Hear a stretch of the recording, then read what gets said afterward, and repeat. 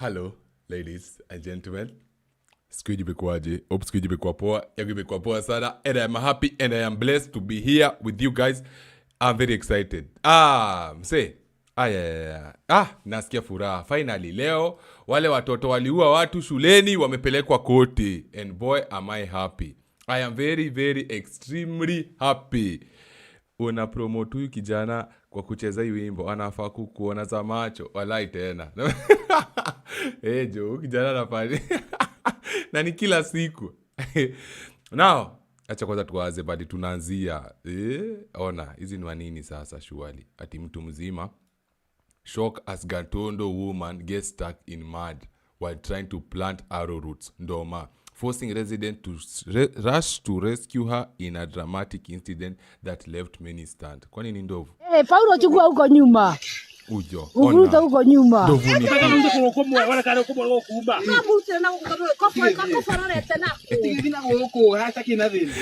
Ujo na mbere. Mago marote kwa jera. Komo ne kwa jerwo. Mondo kemao. Kolo somoke kwa kofo. Iba detete katika.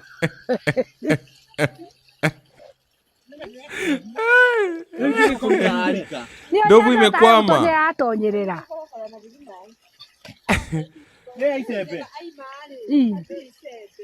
No homa. Hizo ndio scenario hapo. Unapata. Anyway, other than that, finally, this is the video I wanted to start with. I am happy today. Not so happy, but kind of happy.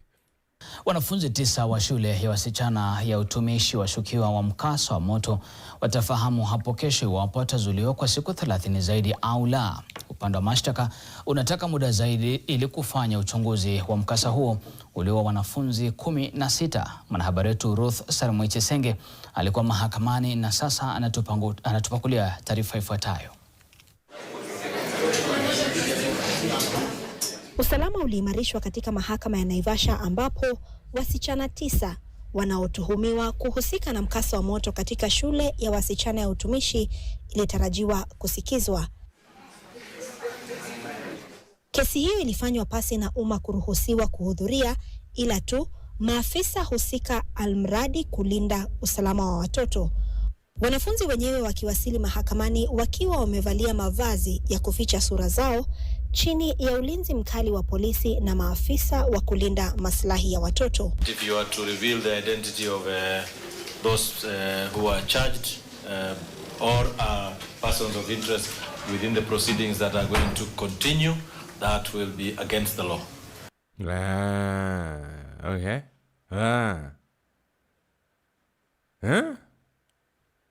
Waone penye amejifunika saa hii. Sio amejifunika gubi. Lakini anakuwa amejifunika hivyo wakiua watoto wengine, si ndio? But I understand we have to at least in case sura ya mmoja wao ioneshwe and it happens to be that ako innocent but sura yake isemekane yeye ni muuaji, itachoma picha. So I get that. Okay, I get they have to hide that, but any serious. And this is with respect to section 220 of the Children's Act. Kupitia kiongozi wa mashtaka Emma Bosire, ODPP iliomba kuzuia 9 hao kwa siku 30 katika rumande ya watoto ya Nakuru ili kuruhusu polisi kukamilisha uchunguzi. Your Honor, the applicant is undertaking investigations relating to offenses of murder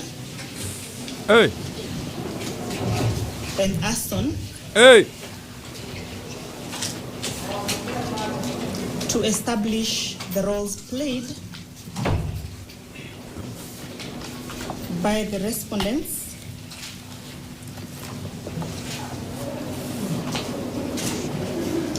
in the fire incident.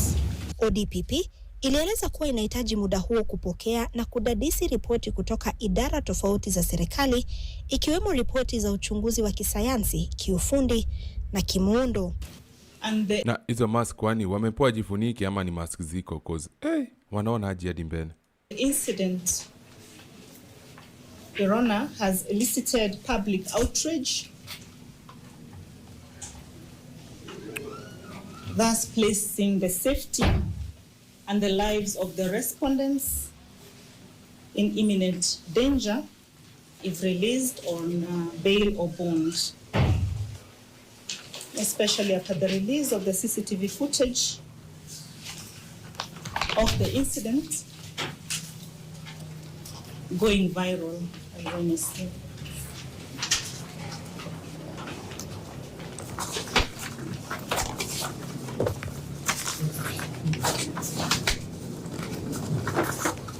Aidha, walieleza mahakama kuwa uchunguzi wa awali ulionyesha uwepo wa tisa hao kuhitilafiana na mashahidi.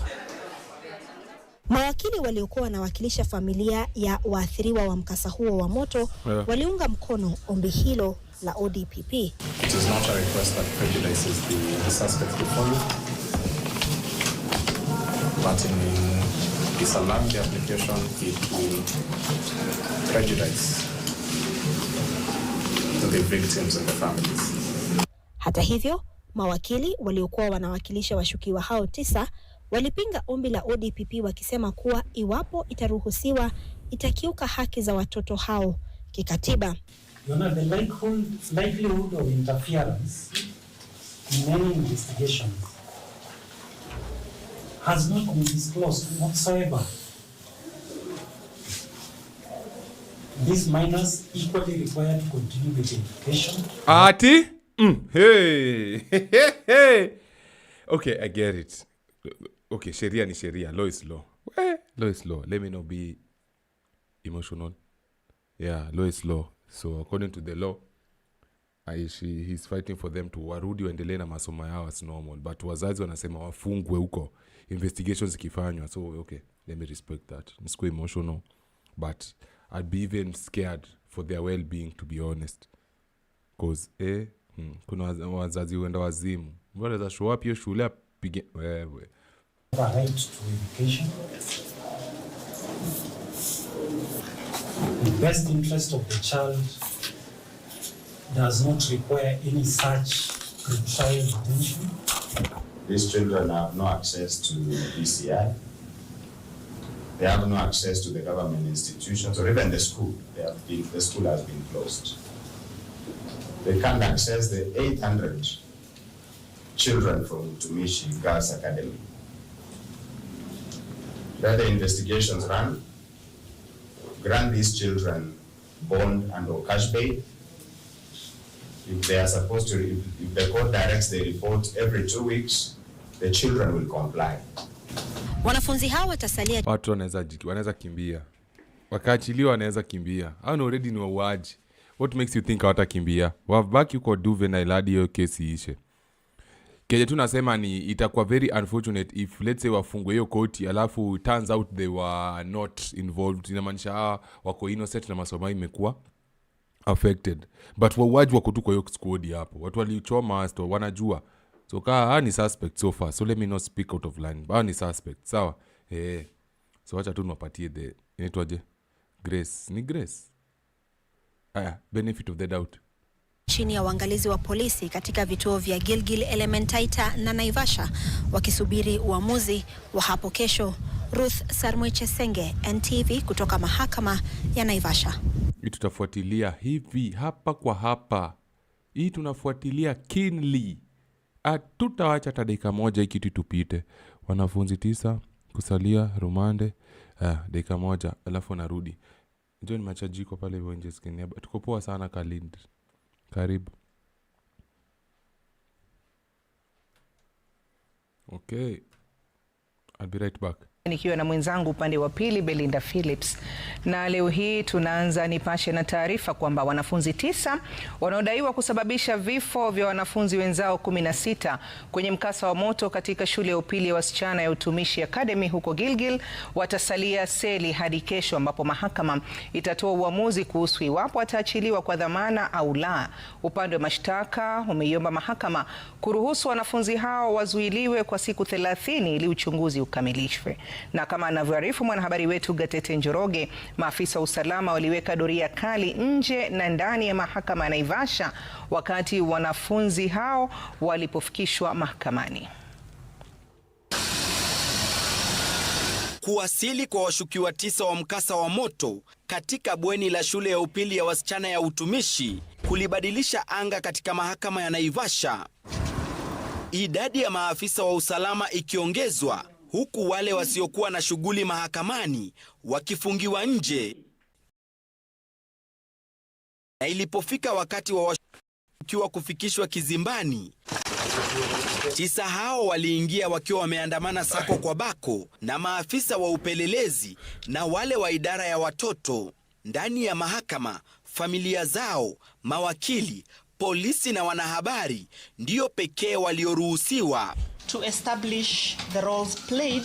Upande wa mashtaka uliweka wazi ombi lake la kutaka kuwazuilia washukiwa kwa siku 30 ili uchunguzi uweze kukamilishwa, wakisema wanachunguza kisa cha mauaji ya wanafunzi na kuteketezwa kwa mali miongoni mwa makosa mengine ya uhalifu wa jinai. Also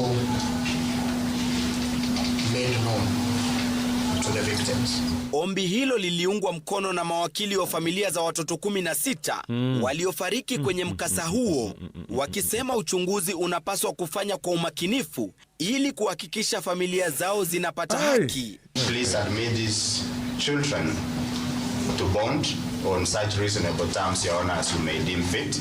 Mawakili wa washukiwa walipinga ombi hilo, wakisema hawana uwezo wa kuhitilafiana na uchunguzi na kwamba kuzuiliwa kwao kutakiuka haki zao, washukiwa wakitaka mahakama kuwaachilia kwa dhamana. Hakimu mkuu wa Naivasha Abdul Kadir Ramadhan amesema atatoa uamuzi wake Jumatano, ambapo washukiwa hao 9 watafahamishwa iwapo wataendelea kuzuiliwa korokoroni au wataachiliwa kwa dhamana.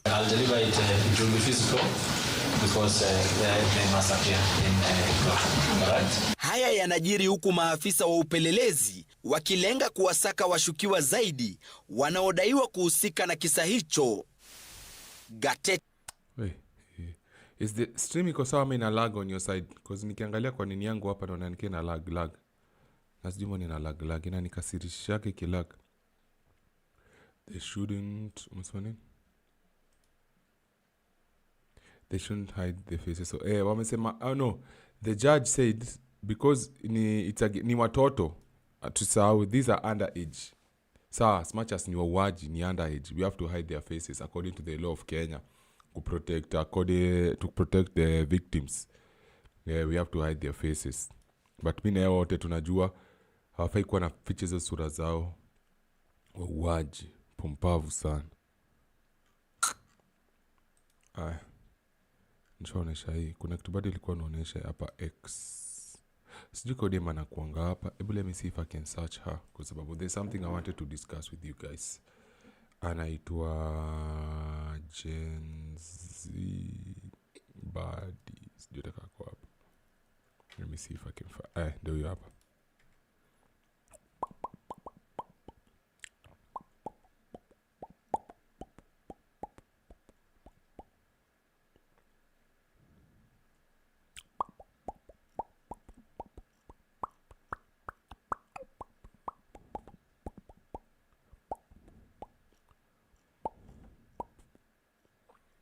Kwa pio video niende kwa media. As we come back to this media, kuna video alikuwa amepost, nilikuwa nataka tu discuss. Iko wapi? Sijui kani hii hapa.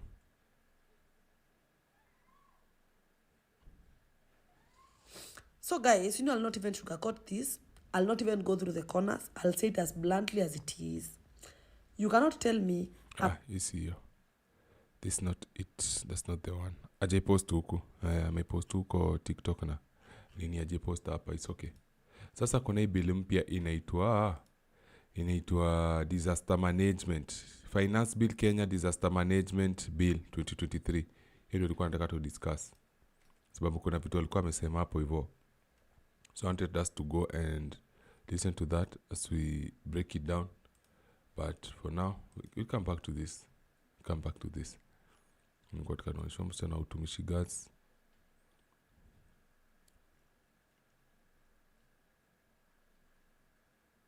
Kipindire gone wrong. Kasongo was trying to parade camels in Garissa to follow him from the bar by camels when they are away.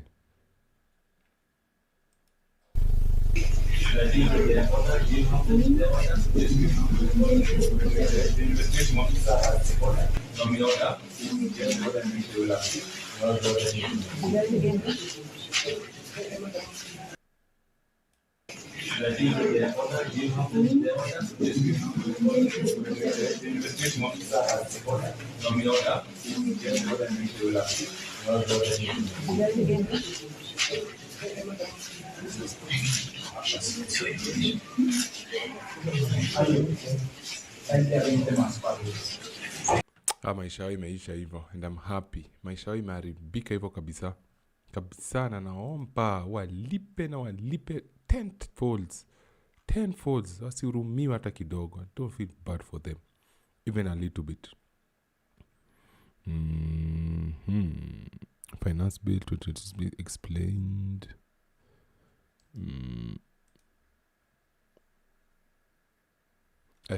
Tuanze Ruto Science 3. I hope stafunika. Mtaniambia kama inaonekana. Ruto signs 3 bills into law at State House, Nairobi. President William Ruto has assented to 3 bills into law. The bills were assented to during a ceremony at State House, Nairobi on Friday morning, marking the 8th presidential assent event of 2026. So, what happened on Friday? Friday ilikuwa date? Friday ilikuwa date... ilikuwa last month, ndio? Tarehe 29. So, tarehe 29, what happened? Ndio kulikuwa na hiyo sherehe ya Waislamu, tarehe 29. I know they had a power breakfast, ama power, prayer, what's it called? Chi dog. No, gotta. Utumishi girls burnt which day? Utumishi girls fire started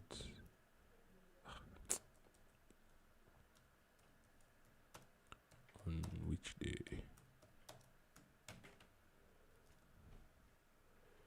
Usiposimama wima utaachana nayo. This was arrested 4 days ago. 4 days ago. So 4 days ago it was date 1, 2, 3. Ilikuwa Friday. 1, 2, 3, 4. Yep, ilikuwa Friday. Sindio? Sawa. So I don't think Ruto alijua hiyo siku watoto watachoma shule, but on that very day before your prayer nini aliside bill 3. Haya, so here are the names of those bills. They include the National Disaster Risk Management Bill 2023, the Forest Conservation and Management Amendment Bill 2025, and the Equalization Fund Appropriation Bill 2025. They are aimed at strengthening governance and environmental protection and equitable development across the country. Speaking during the ceremony, I hope mnaona hiyo kitu. Kama muoni niambie nijisongeshe ma. Aya, simnaiona. Speaking during the ceremony, Deputy Chief of Staff in the Executive Office of the President, Josphat Nanok, outlined the significance of the newly enacted laws, noting that they are expected to enhance institutional coordination and improve service delivery in key sectors. The National Disaster Risk Management Bill 2023 establishes a comprehensive legal and institutional framework for disaster preparedness and response in the country. Okay. It establishes a comprehensive legal and institutional framework for disaster risk management through the creation of the National Disaster Risk Management Authority and County Disaster Risk Management Committees, Nanok said. It is said it is aimed at strengthening Kenya's capacity to anticipate, prepare for, respond to, and recover from disasters. Now, should I continue? Ngoja kidogo tu. Of particular significance, the law provides a clear statutory basis for the declaration of a national state of disaster by the president where circumstances require a coordinated national response. It also empowers the head of state to direct necessary interventions, including the mobilization of resources and excavation of affected population in order to safeguard lives and property during emergency. Hiyo tutenda tuna hizo zingine za forest na nini. Najua mtaki kusikia hizo. Now, can you see this? Can you guys see this? Now I'm gonna forward that real quick. I want to get to the good part. Hapo hivyo. No. Zoom. I hope you guys can see this. Mnaweza ona? I hope mnaweza ona. Good. Mnaweza ona. Nimeona mnaweza ona. Haya sasa. Disaster. Hapa amesema nini? Iko hapo.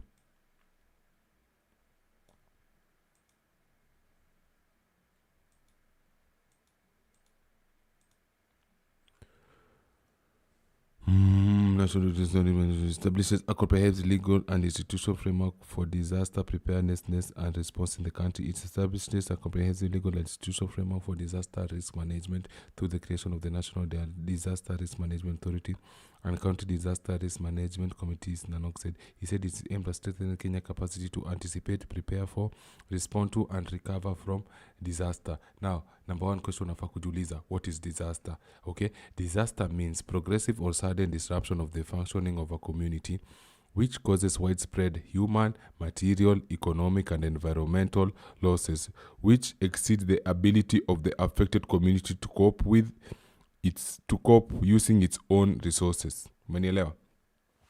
Sena maanisha ni interruption affecting a functioning disruption is a sudden disruption of the functioning of a community which causes widespread human, material, economic, or environmental losses which exceed the ability of the affected community to cope using its own resources.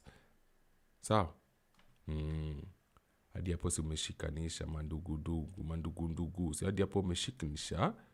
Sasa tushajua ni kitu disaster ikifanyika ni kitu itakuwa disrupt. Sasa inamaanisha shule okay, life zitakuwa affected, pengine manyumba zitaharibika, masomo itaharibika, infrastructure, agriculture, yani vitu zile area zita affect, kazi hizi fanyika, kitu yote hizi fanyika. Sasa hiyo inaitwaje, disaster management bill ita step in. Sasa hapo hivyo inamaanisha huo msee anaweza amua kuisaidia directly bila kuomba ruhusa, bila kuomba ruhusa. Kwa nini? Disaster management inamaanisha nini? Disaster management means a continuous and integrated multi-sectoral process of planning and implementation of Disaster management means a continuous and integrated multi-sectoral process of planning and implementation of measures geared towards disaster preparedness, response, mitigation, and recovery. So for example, pale hivyo area Maseno, pengine kuna zile mawe zinakuwa zimehang. So unajua zile mawe kubwa zinakuwa milima. For example, in case let's say kuna earthquake, ama tumeambiwa kutakuwa na earthquake, na hii earthquake inaweza affect hizi mawe, zianguke, ziroll, zianguke maboma za watu, zianguke kwa barabara, zifanye nini. Hiyo ni disaster waiting to happen. So what do we do? Hiyo bill inafaa kuintercede. For example, watu wa Baringo, maji imejaa, imefunika hiyo area, hamwezi fanya kazi, hamwezi fanya biashara, hiyo sinaonekana itakuwa disaster. Hamwezi jitegemea na hizo funds zenye mkono, hizo resources mkono haziwezi. Inamaanisha gava inafaa kuingilia kitu kama hiyo. So they have to prepare. Unanipata?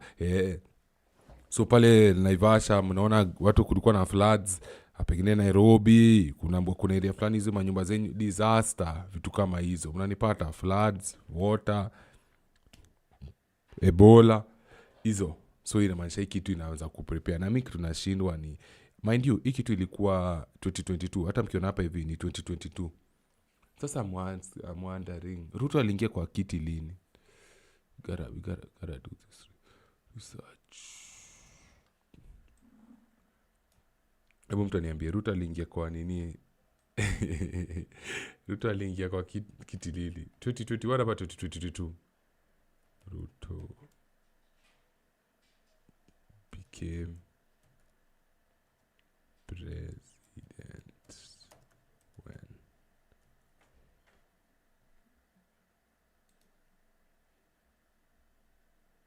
2022 September ndo alipatiwa ile sword. Sawa, so hii ni kitu ilikuwa tangu 2022. Okay. Okay, do you think he would have foreseen hii kitu ikifanyika? Kwa sababu if there's one thing I want to let you know is this: 2 years later Ruto na the US walienda kakutana. Anaitwa nani huyo si Macron. Ruto and who? Let me find it for you guys. Sitaki kuacha nje. Nataka tu kuonesha, tuanze kudilute reality mapema.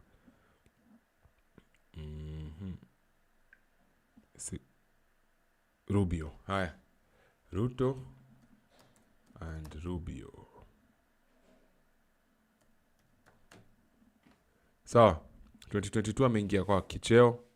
2023 tukabishana na yeye mbaya. 2024 December 4th uni Ruto.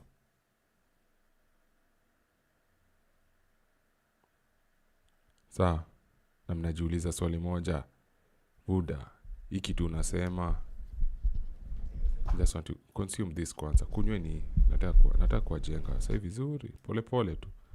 Tukanwachanue.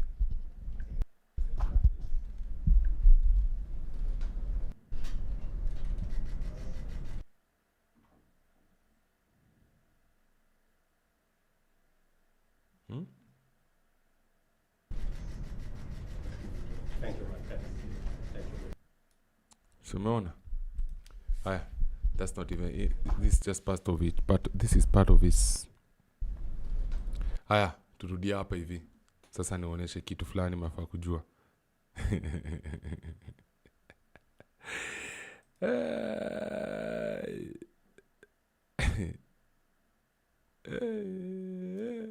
Kasonga, yeah. Kabalila, Kathanga, Mona Webo. Good morning. Morning. I'm really excited to be here today for this. This is our... let me first start by thanking you, Mr. President, for being with us today, and for your minister for being here as well. Kenya is one of our strongest partners in so many different fields, whether it's the fight that we've fought together against terrorism on the continent, but beyond that, in our own hemisphere, Kenya has played an extraordinary role, really heroic role in trying to help stabilize Haiti. It's a very difficult situation. They've carried a huge burden as a country for the better part of 2 years now. And had it not been for their engagement, and I just expressed this to President Ruto. I'm not lagging. Na hang. Na filika na hang. But I hope unasikia the audio, because the audio is more important. I hope unanisikia. Please. I hope unanisikia vizuri. As bad as Haiti is, it would be indescribable what it would look like today were it not for the efforts they've made. Our gratitude for the role they've played is extraordinary. Had it not been for the role they've played, what we are hoping to do next in Haiti would have been impossible, which is to transition to a gang suppression force. And we know there's a transition period, and we're going to be very involved in being helpful in bridging that. And we want them, and we hope to encourage them to continue to be engaged moving forward as we move into this new phase of trying to bring stability to Haiti. But we understand and believe they cannot do it by themselves. So I wanted to use this as an opportunity to continue to encourage countries in the region and around the world to step up and contribute and be a part of this effort. We need their... Okay? So Kenya steps up and helps Haiti through the help of the USA. Okay? So, na unajua tu USA, if they're not benefiting from something, they will not involve themselves in whatever it is. Whatever, kama wa benefit kwa kitu yote, watajihusisha hapo. Sasa ukiona USA wako so interested in Haiti, kuna kitu hapo. Back in the day, Oprah alikuwa amefungua Zuni Children's Home. Kwa Children's Home alikuwa amefungua, ilikuwa ya kuchukua watoto wadogo, wanawapeleka Epstein Island. Wananyonywa damu na wanatomba watoto na wanaua, wanakunywa damu zao. Unanipata? Money, we need their funds, and we need their personnel as well to make this work. If we had 5 or 10 countries willing to step forward and do just half of what Kenya has done already, it would be an extraordinary achievement. And we hope that that will happen. It needs to happen. If we're serious about it, it needs to happen. Everybody loves to have press conferences and put out statements about how terrible the situation is in Haiti. It's time to do something about it. And I particularly point to the countries in our hemisphere, in the Western Hemisphere, in the Caribbean basin and beyond, that we need to step up in this hemisphere and do more. The United States will continue to do its part. But I just wanted to express again our gratitude. Today we're here to announce the first signing that we're going to have with the first country in the world on our America First Global Health Strategy. And I want to, for members of the press and the public that will... America Global Health Strategy. Hiyo ndio kitu tunataka mshikanishe. Kwanza kabla tuanze. American Global Health Strategy. Nataka musikie explanation na nataka kupeana hapa. Alafu turudi muelewe. First, let me please chill. Akili yangu inaenda kila mahali. Sawa, but bear with me mandugu zangu. Sawa. I wanna help you out. Sitaki mlose focus. Nataka kitu mwikunywe vizuri. Bila wasiwasi mingi. Unajua msipochanua mtashikanisha. Let me show you. Sasa kuna hii picha ina spread around. Okay? Anaitwa Keva Ati. Let me first show you the picture. Kwanza Keva Ati before tukamuelewe kitu. Keva Ati. Shit. Keva Ati. Okay. I don't know if some of you have seen this picture roaming around. Yapa. Is it full screen? Some of you have seen this picture roaming around. Sijui, kuna leo mmeona mtu akisema President Ruto requested the 1.7 billion to host Ebola patients. The US Secretary of State claims President Ruto reached out to the US government and requested 1.7 billion to take in Ebola victims, adding that the US did not approach Kenya. Haya. Mumeoneo kitu mahali. Mumeoneo post. Ikisema kana ni Ruto aliendeo corona, aliendeo Ebola. Si US ili reach out. Ni Ruto alisema na reach out. Simoneo picha somewhere. If you haven't, nataka tumjue picha ina spread around. Okay? Now, let us go. Should I show you this too? Okay. Acha. Tuende kwa hii haraka afu niwaambie kinye naendelea chini ya maji. When President Trump asked the government of Kenya to support them by having a center in Laikipia Air Base, I gave the okay because it was an agreement and a partnership with friends who have worked with Kenya for 30, 40 years. The American government has supported us. They have deployed huge resources in Kenya. I want you to listen to this one specific part. Tunarudi tuko nyuma sahi. Hapa anasema nini? Hapa ni by having a center because of in Laikipia Air Base. I gave the okay. Because it was an agreement and a partnership with friends. Agreement and a partnership. Okay? Ndugu zangu, hadi hapo umeshikanisha. Haya. Hii ilikuwa juzi. Sasa acha nawapeleka hadi 5 months ago. 2025. So, December. Learn about this through you. Walk a little bit, very briefly, into exactly what the thinking is. The United States has spent billions of dollars over the years in helping with health strategies all across the world. What we learned over time, and especially after coming here, is that oftentimes, and I'm oversimplifying it, but this is an accurate description, what would happen is we would go to a country and say, we're going to help you with your healthcare needs. Then we would drive over to Northern Virginia somewhere, find an NGO, one of these organizations, give them all the money, tell them go to this country and do their healthcare program for them. That NGO would then take about, some percentage of that money for their overhead and administrative costs. And by the time it got down to it, the host country had very little influence. It was sort of imposed on them, and only a percentage of the overall money ever actually reached the patients and the people on the ground. Umeshikanisha. Walikuwa napeana pesa, hii pesa inaenda kwa NGO, hii NGO inafaa kuja kusaidia country in the name of USAID. Hello, USAID. Si mnakumbuka Trump aliingia akasema kwanza USAID cut off hiyo story ya USAID, hataki kusikia. Sasa since hakuna USAID, countries mingi kwanza Afrika, country yote iko na line na USA, walinyimwa do. Kenya kapewa pesa. Na ndio hii tunapatiwa hapa hiyo 1.7 billion. Unashikanisha hadi hapo. Nataka mjue. Sasa saa hii wametoa the middleman. Pesa unapewa direct. Tuendelee kusikiza. We were trying to help because of these costs. This makes no sense. So why are we hiring American and international NGOs to go into other countries and run healthcare systems that are parallel and sometimes in conflict with the healthcare systems of the host country? If we're trying to help countries, help the country. Don't help the NGO to go in and find a new line of business. And so that's what the model that we're breaking. We're not doing this anymore. We are not going to spend billions of dollars funding the NGO industrial complex while close and important partners like Kenya are either have no role to play or have very little influence over how healthcare money is being spent. Bottom line is, if you want to help a country, work with that country. Not work with... If you want to help a country, work with that country. Hello. With a third party that imposes things on that country. And so for us, the first, we hope to sign many of these in the days to come. But the first one we're going to sign is with Kenya. And the reason why is twofold. Number one, because of our close partnership. Number two, because they are a highly... Remember Ruto saying something about partnership? Ndio pia amesema partnership. But kuna kitu moja nataka mtaona hapa mbele. Itawashtua sana ile pesa yenye Kenya inafaa kupe wewe. They have stable and strong institutions, both in government and in the healthcare sector. And over the next few years, we're going to be investing $1.6 billion. We're going to invest how many? $1.6 billion. Tudi hapa.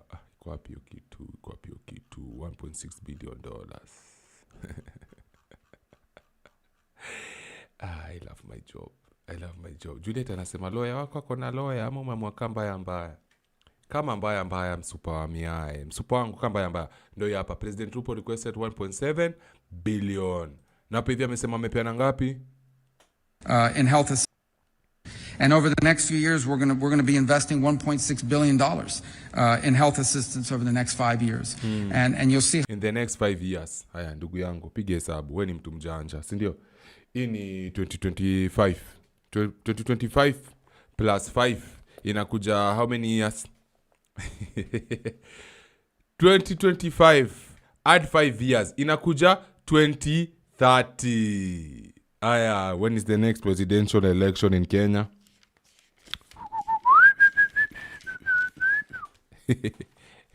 Wewe sisi mkibonga rada. When is the next presidential election in Kenya?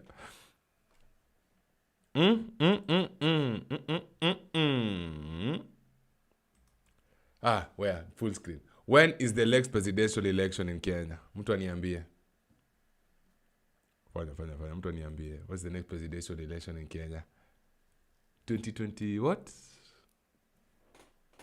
Now. 2027. Thank you. So they've signed a 5-year deal with President Ruto for the next 5 years. So according to the plan, Ruto na wenye wanafanya kazi wako in government wanafaa kumekishwa zizi vitu are already in play. So in case he was to lose, ule president ataingia, atapata hizi vitu zilishaanzishwa, yeye anafanya nini? Anaendelea. Si ndio? So gani itakuwa rahisi? How kumsaidia ashinde, aendeleshe hii biashara yao, ama hao wache mtu mwingine aingie, aanzishe, aendelee. Mtu mwingine tena aanze fresh. Because usi anaelewa kenye na rani, anaelewa kenye nafanyika. Mbona tuingize tena mtu mwingine, aanze tena fresh, haelewi kitu tulikuwa tushaanzisha na vitu tunafanya. Unapata? So Hapo already si mnajua nishawapatia Kenya. Sitawaambia venye Kenya inafaa kuambia, lakini wakushikanisha watashikanisha. Lakini nishakuchanua venye kunaenda. Sawa? Haya, we continue. How that program works out, but the investment is in combination. It will allow us, first of all, to leverage the private sector to create a sustainable U.S. health assistance model around the world, and not just in Kenya, but this is the perfect place to prove that it's going to work, because it is going to work. And what it means is that money is not just going to be spent to provide medicine and care, it's going to be spent to improve the domestic infrastructure, healthcare infrastructure, so that in 5 or 6 or 7 or 8 years, countries will say, we no longer need this much assistance, if any, because we have our own system, you've helped us to build it, it's now delivering results, and in fact, we now, these third, like maybe Kenya, want to go and teach other countries how to do it. And this is a very real possibility, and it's something we believe in. By the way, Kenya, our partner, okay, we're not imposing this, they're our partner, $850 million is what they're going to give to support these efforts. Yo nilikuwa nikamsema usiseme haraka. Anaitwa nani? Rubio. Ufala anaitwa Rubio. Seti tunapewa pesa free. Hata sisi kuna pesa tunaingiza. Tunaingiza pesa ngapi? We're not imposing this. They're our partner. $850 million is what they're going to give to support these efforts. Natakamjue. Ngoja wewe. Unajua kitu spendi ni mtu anaongea haraka. Ni kama sisi ni wendo wazima tujui kitu tunafanya. Burudisha nyuma kitu. Fuck me. Takamsikia kitu in slow motion. Partner. Okay, we're not imposing this. They're our partner. $850 million is what they're going to give to support these efforts. $850 million. $850 million.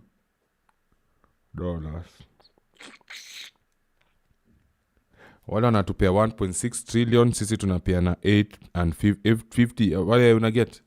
Wala wanatupea 1.6 billion dollars, sisi tunapea $850 million. Sawa. Haya, wewe ni mtu mjanja, wewe ni mtu unaelewa Kizungu, wewe ni mtu unaelewa Kiswahili. Haya, nipigie hesabu. $850 million. Najua mnafinika mko class. $850 million.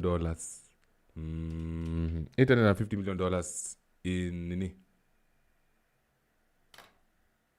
Amesema we are partners $850 million.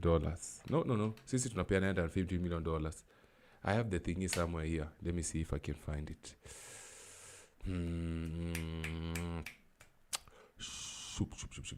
Ikitu kuletwaje? Ngoja. USA Kenya medical Kenya US health deal. Let me see if I can find the nini.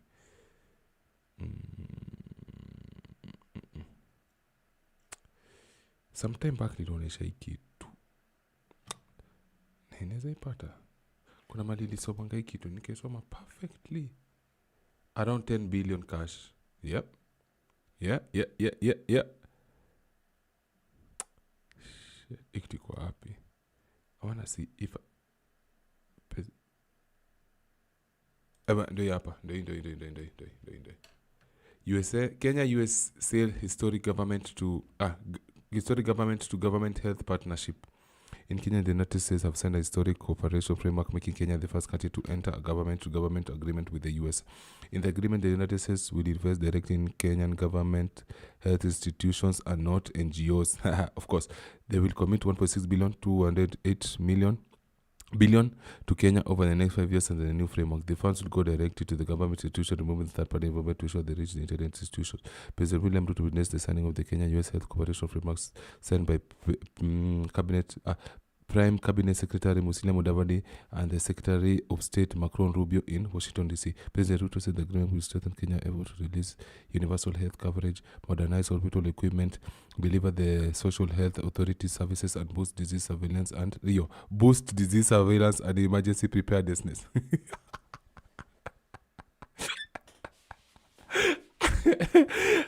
Yeah. Wewe lazima mjue hizo tu code words. Code words ni gani hapo imepatiwa? Health work. Disease surveillance. Don't you think the same thing na quarantine ni kama hiyo, wana survey the disease to make sure disease just spread, ama quarantine inakuwa nini? Si mkano wanataka kucontain disease hapo until they understand hii disease iko na nini, na affect nini, nafanya nini, what are like ukubwa wake na udogo wake nafika wapi, tiba yake ni gani. Si the same thing, ama we are cool, none of my business. Of course. The case that was good with return on behalf of American pastors against the ongoing mobilization to promote resources sector show you that eventually in order that the partnership is on Kenya long-standing health relationship with the United States backed up more than $7 billion into more than 5 years focused on building resilience restoration, and he noted that the 1% is not support medicine but also domestic. No. Hii jaonesha hiyo. Poleni. Hii jaonesha hiyo statement. Kulikuwa na nini ingine lilisoma hapa juzi ile live stream moja ya juzi. Nika explain venye walisema hiyo sisi tunaeka hii kwa meza, wale wanaeka ile kwa meza. Tukutane katikati. So this is truly a partnership. This is the way we should be doing assistance around the world. True assistance is what up? Niaje kunta. Niaje chat. Chat iko bie. Self-sustainability, building the ability to sustain yourself in the long term. So it's an honor to be able to do this with you today. I'm excited. This is our first one. We hope to sign, I don't know, 30, 40? How many? 50. Okay. Well, this is number one. We'll always remember this one. You always, the first one is the one that, and we think we've picked the perfect partner. I thank you for being here today. I know you're also here. You're going to join us in a few minutes over at the Institute of Peace for another important topic on the Democratic Republic of Congo and Rwanda. So we're grateful you're here for both of these things, but it lined up perfectly. We are honored to welcome you to the State Department, Mr. President, and thank you for joining us today. Thank you. Thank you, sir. Thank you. Hapo. Hiyo handshake wamefanya hapo. Okay? Now you understand. I've given you this money. Hii pesa nimewapatia, nimesema inakuja towards medical and health. Soma haraka. Hiyo. Wali agree that hiyo pesa mepatiwa ita strengthen Kenya's effort to release universal health coverage, modernize hospital equipment, deliver the social health authority services, and boost disease surveillance and emergency preparedness. Emergency preparedness. My brothers, my sisters. So, hii pesa tumepewa already, simulisema itafanya hii kazi. How about we test? Tuonekani ukweli. Simulisema modernize hii kitu. So it only makes sense why they brought it here to Kenya. It only makes sense. Mbona waliamua kuleta hiyo nini Kenya? Like it's obvious. It wasn't even a brainer. Haingepelekwa Uganda. Hawakupea Uganda pesa 1.6 billion US dollars. Hawakupea Congo 1.6 billion dollars. Walipea nani? Kenya. And Kenya, according to closeness ama nearness na the disease, kwa sababu mtu aliuliza watu walishikwa na nini, walipatikanaje na hiyo kitu huko, watu walishikwa na Ebola, what were these people doing in Congo? Hiyo ndio swali poa. Wengine, what are they doing in Uganda? Sawa. So hii pesa nimewapea, simulisema ni ya kufanyia kazi fulani. Sasa lazima nita set up nini yangu hapo, itakuwa among zile facilities zenye zitakuwa zinarun hiyo area. Among the facilities zenye zitakuwa zikisaidia preparedness. Disaster preparedness. Hii itakuwa among sio kitu. Get. Unashikanisha rada ni gani? Sindio? Hii kitu hata mwezi ona. Ni kwa sababu screen yangu hata sijui. Nimejaribu kuzoom. Ni ngori. Nimejaribu kuzoom screen. I come through. Sawa. So hiyo pesa mnajua it was an agreement to strengthen Kenya's efforts to release universal health coverage, modernize hospital equipment, and deliver the social health authority services, and boost disease surveillance and emergency preparedness. So ilikuwa tuifike Kenya, whether we like it or not. Hii ugonjwa tulikuwa lazima wataileta kwa sababu wanatupia ganji. Hatuwezi kataa. Sasa mzae hapa akisema hii kitu, mzae akisema hii, anakaa tu mwere, acha tu niwaambie ukweli. Anakaa tu ni mtu ajui kitu anasema. When he says this, what is it? when he says this, we just know he's capping. Where's the video? Where's the video? Akisema hii kitu.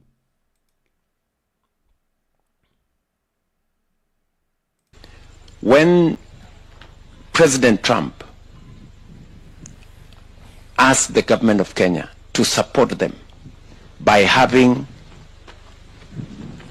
a center in Laikipia Air Base, I gave the okay because it was an agreement and a partnership with friends who have worked with Kenya for 30, 40 years. The American government has supported us.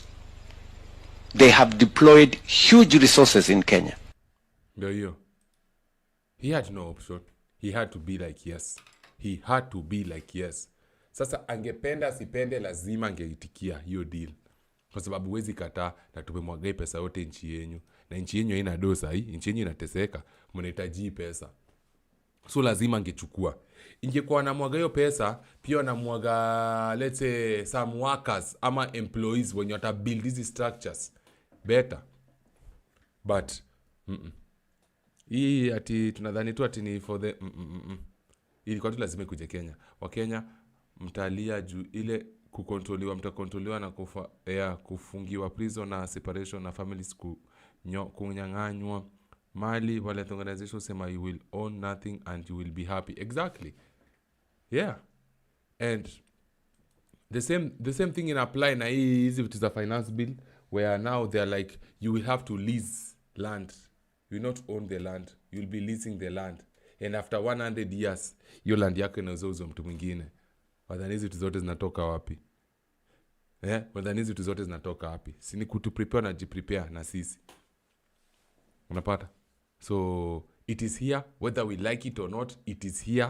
It will come and it will be built. And the other day you saw, while people are busy fighting with the army, kwa hiyo entrance ya Laikipia Air Base, construction zilikuwa zinaendelea huko, kazi ilikuwa inaendelea huko. Zile ndege zilikuwa zinakuja na zina land na zinatoka at will.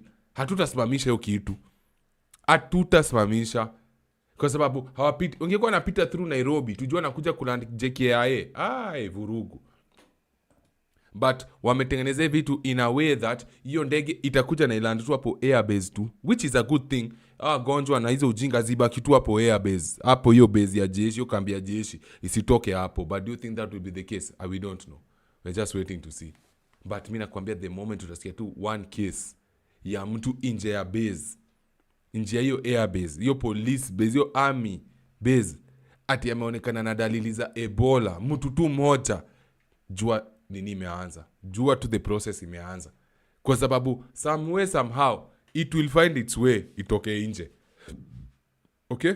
And I just want you guys to know here, me and you tukiwa hapa hivi, Ebola ikikuja Kenya, nataka mjue mtu alileta Ebola Kenya ni the one and only, sitasema jina yake. But mjue ni yali pia na go ahead ikuje Kenya. Na he has no option kwa sababu anapewa ganji na watu. Sasa haezi kataa. As much as anatamani haezi kataa, lazima kubali. Kwa sababu akisota ataangalia wapi? China, sijui ataka China. China itaki story zake. Nini itaki Russia? Obviously, Russia na ule msee na Russia hataezi ongea. France ndio hiyo pia unajua venye wanakuaga bullies. So that is how hiyo ni mapatio process yote. How it got to the point that hii kitu inajengwa Kenya. Si tumesema tuna strengthen your medical the medical sector. So why don't we test it? Like let's put it to test. This is why they will bring and they will quarantine US citizens. US citizens. Si Kenyan, si Congo, si Africa, si Uganda, US citizens on Kenyan soil. Nota, hawajasoma finance bill. Mbaya. Watu wacha hizo land zitaenda.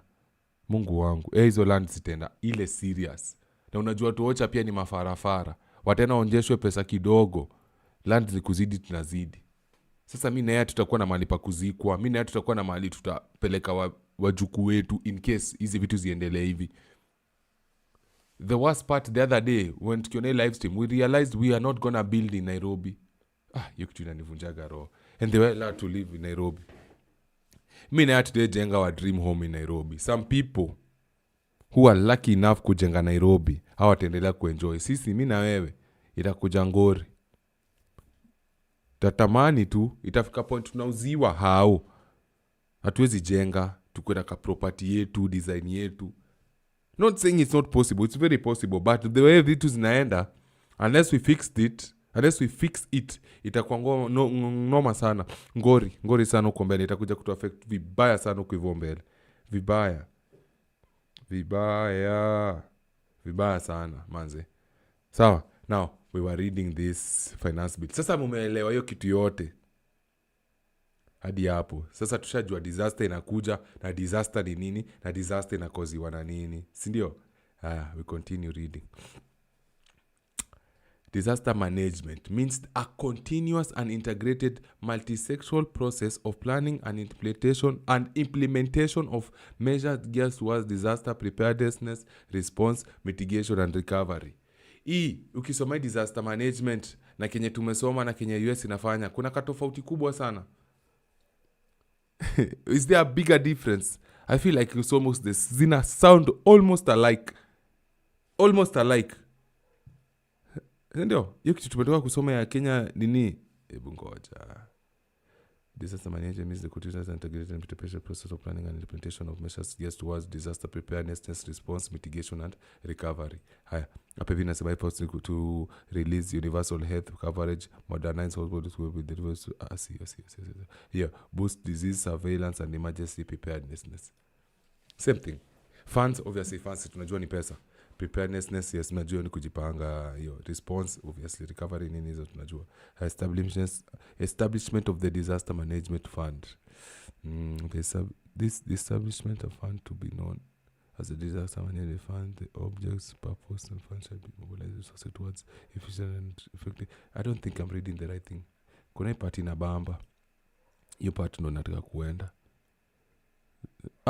Hii ni ya 2022. Hii ilitolewa 2022. This was the initial nini. Ni kama hii ni draft. Hii ni kama ile, it's not the final document. Hii ni kama kitu walikuwa na propose. The board shall consider non-restrictive person. Hii ni kile ndo walikuwa wamepropose. Kuna hii part natafuta hizo powers zenye president ako nazo.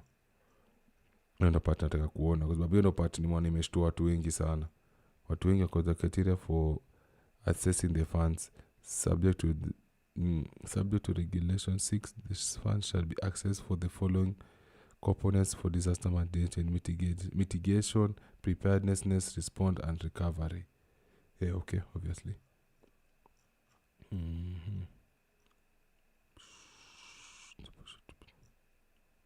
Financial provisions. Financial provisions ni mali hizo pesa itakuwa inapatiana, vile pesa itakuwa inagawaniwa. Miscellaneous provisions.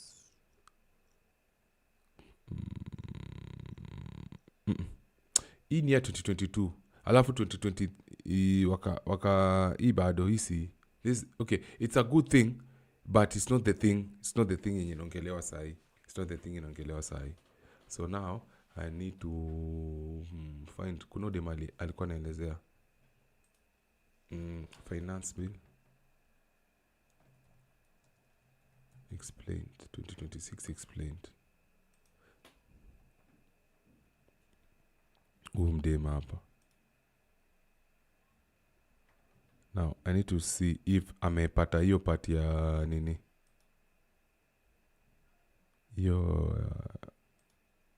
Let me like the video. I hope amefanya kitu. Finance bill 26 one balance.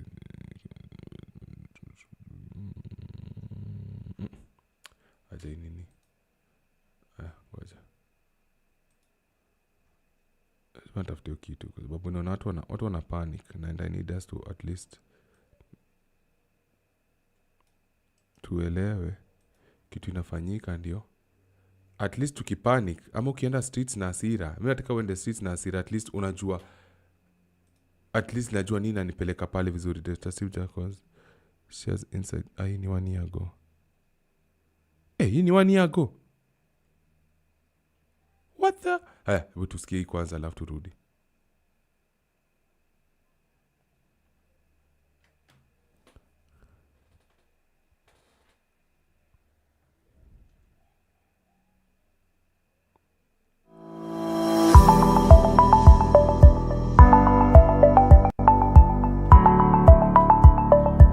So my name is Dr. Stephen Jackson. I'm United Nations Resident Coordinator here in Kenya. And I have the honour to be a member of the National Steering Committee on Disaster Response appointed by His Excellency the President, and had the honour on behalf of that committee to talk to another committee today. That is the Senate Committee, Standing Committee on Security, Defence and Foreign Relations. Okay. We were talking about the really important National Disaster Risk Management Bill that is making its way through the National Assembly and the Senate at the moment. And it's a critical opportunity, a once-in-a-lifetime opportunity for Kenya to renew and perfect its disaster management architecture. We exchanged with the committee today and with the Senate through it about, first, the fact that Kenya is in the crosshairs of the climate emergency. That means that even though Kenya didn't cause the climate emergency, it's experiencing the effects in drought, in flooding, and in many other kinds of disasters. That means we have to make sure our architecture is right. Okay. Silielezea drought, disaster. Kuna maeria zingine kama Australia ama California, fire outbreaks. Fire zinapataga fire hiyo, pia inakuja na kwa disaster. Kuna kugopea na hizi hurricane disaster. Sisi hatuna hizo. So the most common ones Kenya ni drought na flooding. Sana sana. So umeshikanisha. That means, and we exchanged with the committee about this, that first and foremost we need a single national authority, appropriately mandated, resourced and provided with the expertise to, and this is the second point, to cover the full cycle, as we call it, of disaster management, from prediction, preparedness, reducing the risk of impact, responding, and then promoting recovery. Bro, nataka msikize kitu, lakini sasa nataka kwa akili yako piga hesabu na historia ya Ebola. Kila kitu amesema, piga tu hesabu yako na nini ni Ebola vizuri. Sikia. From prediction, ndio hiyo tuna predict Ebola itakuja. Preparedness, ndio hiyo tunaanza kuprepare aje, ni vaccines, ni quarantine, ni kufunga mabiashara, masks, PPE, PPV, hiyo PPT, you get. Reducing the risk of impact. Ndio hiyo tuta block barabara zingine, tutaanza kufanya, tunafunga sections zingine watu watoke. Impact. Responding. Ndio hiyo tuna respond aje, hospitali zitongezewa hii, manini zitafanywa hiyo, you get. And then promoting recovery. Ndio hiyo. All of these.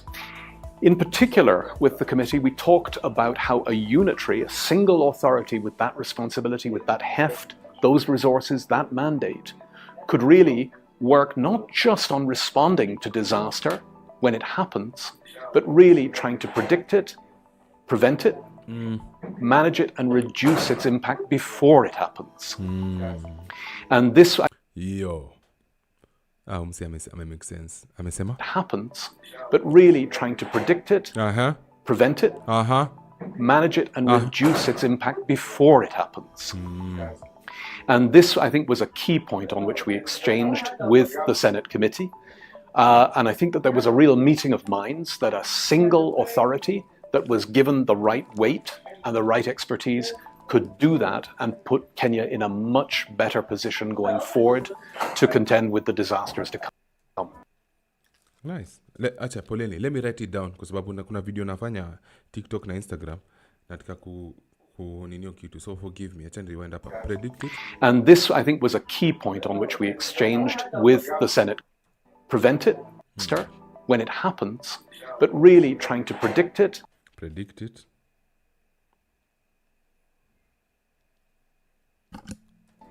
Prevent it. Prevent it.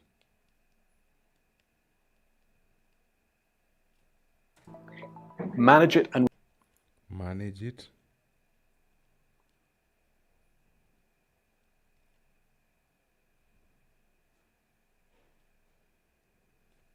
reduce its impact before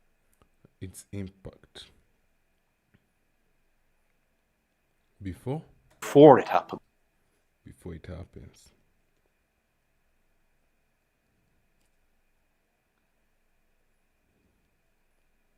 How come they didn't sign this thing last year? Sahi wako in a position mwenye anajua Ebola inakuja, ama alikuwa anajua beforehand. He knew the Ebola thingy was gonna happen, kwa sababu alikuwa shaongea beforehand. Sasa after mambo Ebola inakuja, wakaambiwa obviously, sijui kama ni perfect timing, but akaambiwa we ni aje, bro, ile siku mnaenda power breakfast, ile prayer day ya kuombea nchi, fanya hivi, sign hizo vitu, endeni muombe. Obviously kwa hiyo harakati ya kuomba, unfortunately utumishi gasi ilichomeka. Sijui kama ni planned, I don't think ni planned, but sijui. But obviously kila mtu alikuwa na focus na story ya maombi hapo. Kila mtu, na kumkata akicriticize, nyinyi mnakaaje kwa hii room mnajifanya kuombea watu, na ni nyinyi mnatuibia, na ni nyinyi mnatutesa, na ni nyinyi mnaiba, mnashinda mkiomba huko. Haya, bibi yake anaenda anasema venye mama hakuwa na mimba, alienda akamuombea, huo mama akapata mimba. Mario last year si alisema alienda akaomba mvua ikakuja. Mnakumbuka mama Rucho akisema hivyo, mama Recho akisema hivyo? Ati aliomba ndio mvua imekuja. Kulikuwa na drought, akaomba mvua ikakuja. This year aliombea mama akapata mimba. Hiyo harakati sisi tunaongelea hiki kitu. Kumbe hatujui amesainiwa deal. Na hiyo deal haikusainiwa individually, zilisainiwa zingine 3. Hello, zingine 3. Hizi 3 nimwambia it's not that important, but if you want us to review them, we can review them, you know. Your wish is my command. Now, Kwapi. Oh, no, the second law hapa. Tumeona. The second law, the Forest Conservation and Management Amendment Bill 2025 in last year, seeks to strengthen Kenya's forestry governance framework by promoting sustainable forest management and community participation in conservation efforts. These are the same people walikuwa na katakata Karura Forest. Karura Forest imekatakatwa miti, na Gachagua alikuwa kwa power. Karura Forest kikatwa miti. Bado kuna ka forest ingine huko hivi nimesahau jina, pia wanakatakata. Lakini sasa wanajaribu kusema ati wanataka kufanya second law ya ku conserve the forest management na hiyo kitu. Unapata? A similar development introduces by the bill is the establishment of the Directorate of Forest Regulation, he said. The Directorate will be responsible for enforcing compliance with the Act, licenses forest professionals, and promoting adherence to national forest standards. Haya, iko pili ya tatu. So nata ya tatu isomwe kwa sababu ya tatu ni relevant.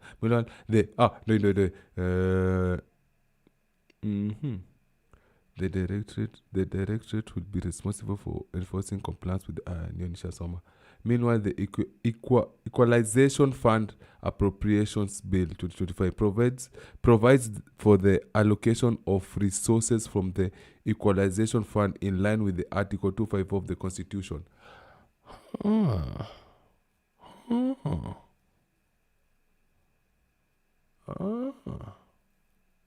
Equalization Fund Appropriations Bill 2025 provides for the allocation of resources from the equalization fund in line with Article.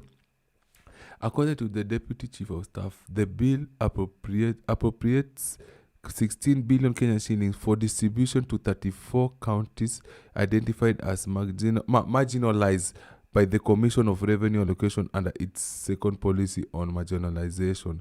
The funds will support the implementation of critical development projects across designated constituencies within the country, it is stated. The latest assets brings the total number of bills signed into law by the President Ruto in 2026 to 8, signaling an active legislative calendar focused on reforms in disaster management, environmental governance, and equitable development financing. Yo, cheki. Ebu mtu anielezee ya mwisho. Because I don't know. Na feel ni kama ni another form ya kuiba do, but this is just me. So, can I zoom?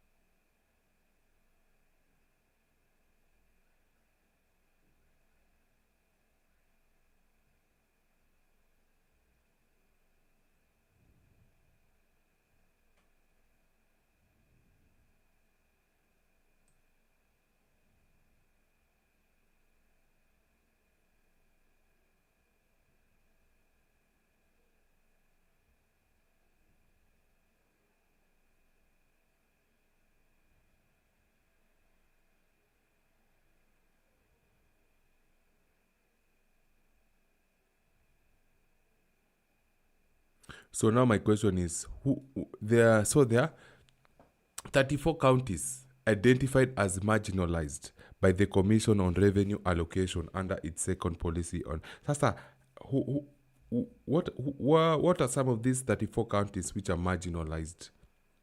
Hizo ni kama zile za Northern Kenya, Coast huko, ama ni wapi yo marginalized counties? Sababu I feel like that's just another way ya kuchukua do. Maybe I'm wrong, maybe I'm right. I don't know. Maybe I'm wrong, maybe I'm right. I don't know, man. So, this guy was explaining. Let me understand kwanza. Sababu katika nikijaa ngori.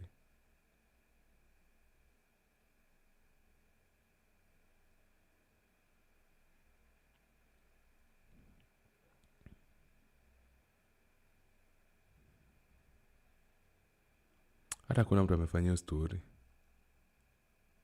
What the hell? Kuna mtu amefanyia story kwa nini? What?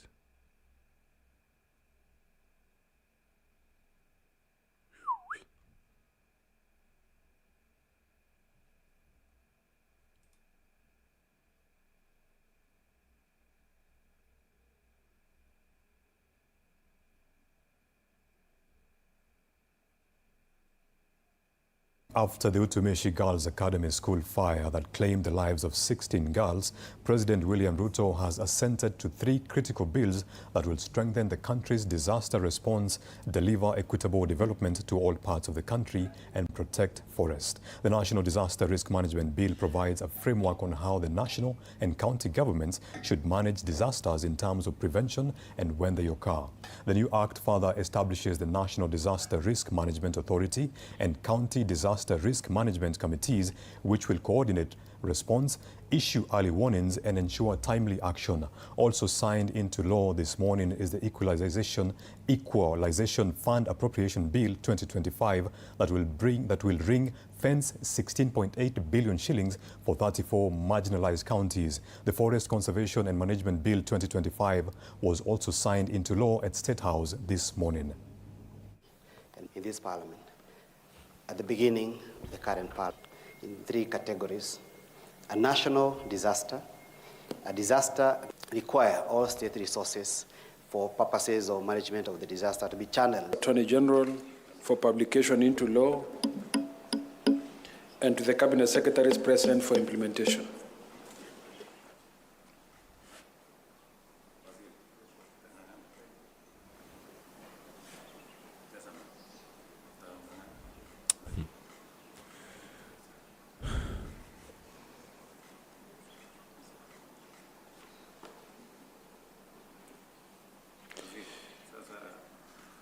Bill provides that if a disaster happens in a county and a county is unable to manage that disaster, it can be assisted by other counties, or indeed the national government can come to assist in the management of that disaster. The bill establishes a comprehensive legal and institutional framework for disaster risk management through the creation of the National Disaster Risk Management Authority.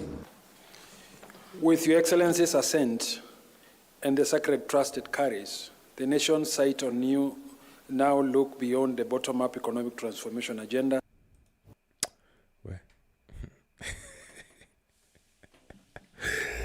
Ay, poleni. I'm starting to develop kitu inaitwa fatigue. Naanza kukua na Ruto fatigue. I'm starting to have Kasongo fatigue, my friend. Anyway, according to what he says he knows what he's doing. So, yani, none of these people give a fuck about. Anyway, they don't give a fuck about us, bro.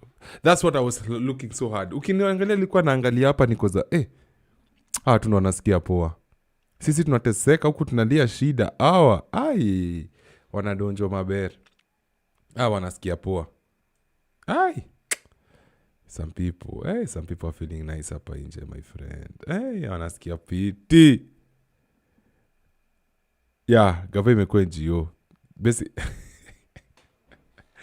Ndio hiyo. On a bigger scale, this is supposed to be something good. On a bigger scale, like ukiangalia vipoi kitu inafaa kuwa kitu poa sana, design inafaa kuwa inasaidia wala tuwezi jisaidia. For example, kuna drought huko Northern Kenya, kuna mafuriko Nakuru, Limuru, Naivasha, you know, something. Imevuko Homa Bay na hawezi jisaidia, inamaanisha gava inafaa kuwasaidia. Pia sahi na history Ebola, pia sisi tunasum pengine disaster inaweza kuja na history Ebola, so watu pia prepare for that stuff. But it's bad. It's very alarming. Difference yao na Gaucho ni nguo. Yeah, that's true. That's very true. Na we need to know who was nani. Nikoshwa ni Mama Ida. Mtu atakubali but ni bibi yao mse alifanya Gaucho akaingizwa hapo. Kulikuwa na rumors that Gaucho ndo anamgwara. Gaucho anagwara huyo mama. Unapata? So ni mbaya. But it is what it is, man. Tutaishi. Life itakuwa hard. It's very, very hard.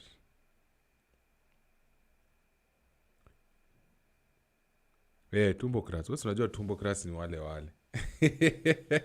Tumbocrats ni wale. You cannot change them, watu ufanye nini.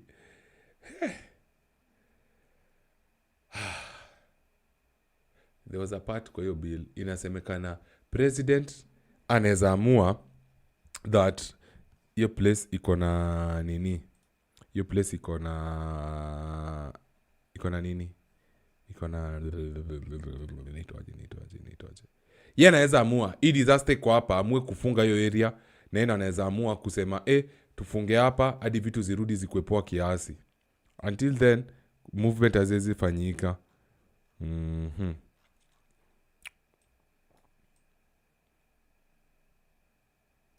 Finance bill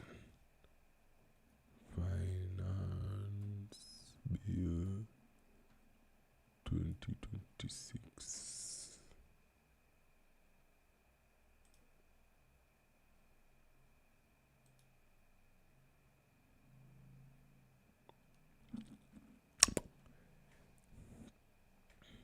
Very nice.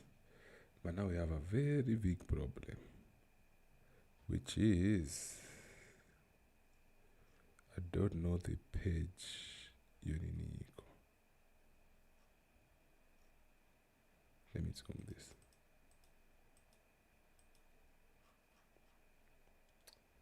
Here. Shida nita sijui kitu iko wapi. Tuanze tu pole.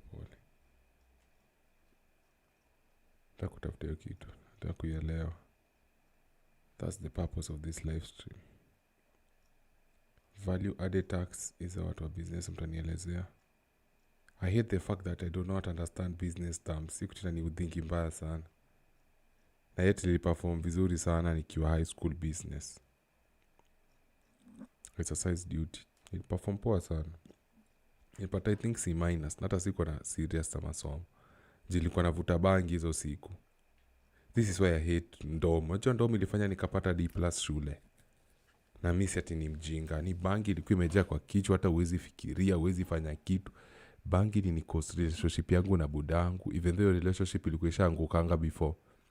But bangi ilifanya nikakuwa tu maisha yangu ikakuwa mbaya sana. Yaani ikakuwa maisha nothing good to smile about. So mkinonanga naongelea bangi vibaya, it's personal. It's not about the people smoking, it's me tu na ndom. Spendagi. kabisa na sitoipenda. I regret the day I started smoking that garbage. But kuna wale ina benefit, wengi sana ina benefit, mimi ni benefit. So never, ever. Yo, kutunanikasirishanga sana. Kwani kiti kwa wapi? Memorandum of Objective and Reason. The first bit is submitted to the Cabinet Secretary for the National Proposal to the Resignation including ability. Wait. Isn't so a tax? Kawaida. Sheesh. Apoleni, ajua. Msibo weke dakika moja. Achana niweke kitu msikizange hapa. Nilikuwa nasikiza before. While I look for that thing. Right now. If you could learn how to rest your attention in your heart, and where you place your attention is where you place your energy, regulate your breath, start slowing your breathing down, even if you did it for 1 minute, you could actually begin to change your brain waves, and you could actually cause your heart to start functioning more regulation and more order. If you said, okay, I'm going to work with my body, and I'm going to start breathing, and I'm going to start feeling emotions that I do want to feel. Yes, it may take you a few minutes to get there, but if you keep practicing it over and over again, the heart starts producing a very profound signal. It starts to produce an external magnetic field. It's measurable.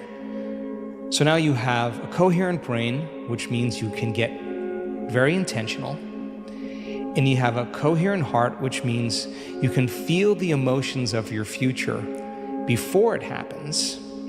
Somehow you have this broadcasting of this Wi-Fi signal.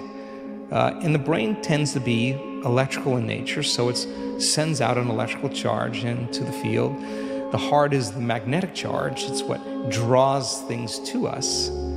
It's the magnetic field. And now you actually, by changing the way you think and the way you feel, you're changing the signal in the field. And if you're able to maintain that state for an extended period of time, I say something magical is going to happen in your life.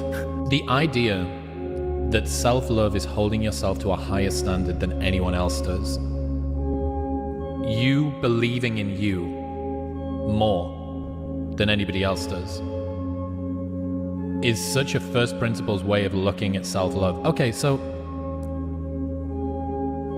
I'm supposed to love myself. I'm supposed to support myself and be my biggest fan. But I don't have the most belief in me. So I'm supposed to have self-love, but I cap my own potential. Take action on the most important thing on your list. Do something. Launch. Get going. Do it now. Do it immediately. Get up and do something. It doesn't have to be a lot. It can be revising your papers. It could be making a phone call. It could be ordering a book. It could be something.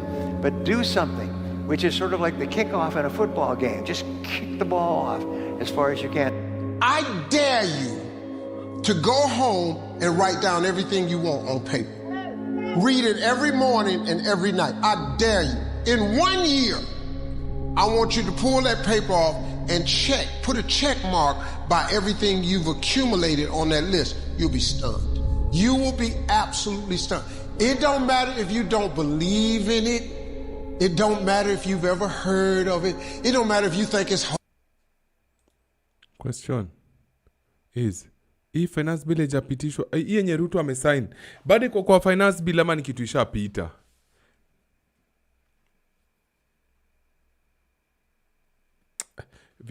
Jenzi badi sidhani yako kwa nimetafuta kuangalia hapa hivi, hayuko kwa hii kitu. Jenzi badi hayuko kwa nini, hayuko YouTube, sidhani yako YouTube.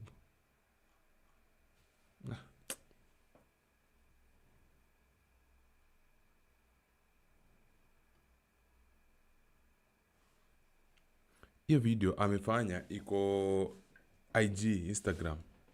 Na mimi sina nini Instagram hapa hivi.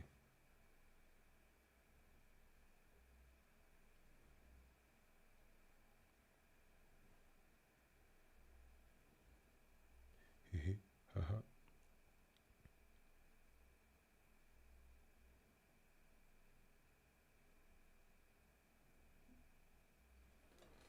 Ndio hii. Hapo nasikia. National state of disaster bill, this new bill, yeah? And I want us to understand it to its depth and why I feel like we are giving the president veto powers through that bill.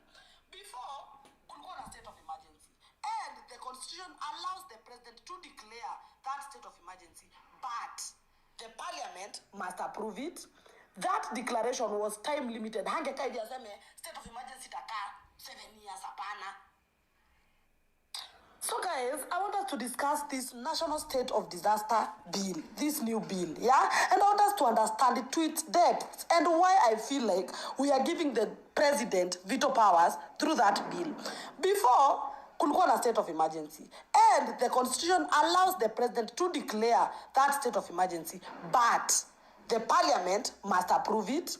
That declaration was time limited. Hangeka hivi aseme state of emergency takaa 7 years hapana. It was time limited and the courts could review that declaration. But with this national state of disaster, none of that is happening. It must not be approved by parliament. Yani president tukiamka aseme, it is done. That declaration is not time limited because venye nilisoma jana mliona the president can add time ama anaweza call off before your time yenye alikuwa amesema iishe, and courts cannot review it. So, who does the power belong to? Thank you. During COVID-19, leo watu wengi sana wakisema ati hata COVID-19 that happened. No, during COVID-19 hakukuwa na any formal state of emergency declaration. The government mainly relied on the Public Health Act. So guys, as all of you know, I'm from Nakuru. So guys, leo kulikuwa na guy, amkeni. Why amkeni? Kama umelala amuka, amusha hata majirani. Mnakumbuka siku tumishi girls iliungua? It was on 29th May 2026. Mnakumbuka tukicomplain president na the government are not giving enough attention to that tragedy? Mnakumbuka? Guess where attention ya president wenyu ilikuwa? Guess. He was passing bills into laws. That day alipitisha bills 3. Now one of the bills inaitwa National Disaster Management Bill. Guess hiyo bill inasema nini? Guess. Mungu tusaidie, wale achana na Watanzania kwanza ruka huku kwetu. Gai, mwadha ni Jehova. Cheni niwasomee. Nataka munisikize na musikize vizuri. Tuanze. In the event of a national disaster, for example, Ebola, the president may declare a national state of disaster by notice in the Gazette. The declaration of a national state of disaster shall contain a concise statement of the reasons for declaration and the duration of the declaration. A national state of disaster declared under subsection 1 shall lapse on the date specified, may be terminated by the president at any time before the lapse of the period. Kumaanisha, kesho inaweza kuwa ni election, rais atoke leo sema state of emergency, after 1 week akuja sema state of emergency, done. Na bado, the notice might be extended by the president. Does the power belong to the people really? During the subsistence of a declaration of a national state of disaster, the president may make orders or issue directives concerning, twende the next page. Tunanzia D. The evacuation of temporary shelters of all or part of the population from the disaster-stricken or threatened area, if such action is necessary for preservation of life. Watu wananyuki? Ado wananyuki? Hey. E. The regulation of traffic to, from, or within. Guys, wake up. Wake up, Kenyans. God David. Why? Inchi yenyu natukudiwa hivi mukiona. Have we just given the president veto powers? Does the power belong to the people really? Yo, hey. Nimeona. Kwa hii yenye niko nayo, haianzi page, inaanza page nini? Inaanza page 954. Na kwa historia yake ni page 690. Sasa sijui kama naweza ipata.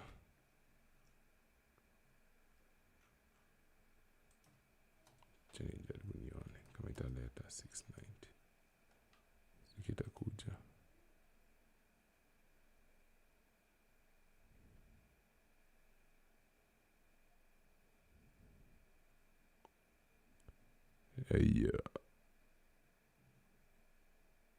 Name of the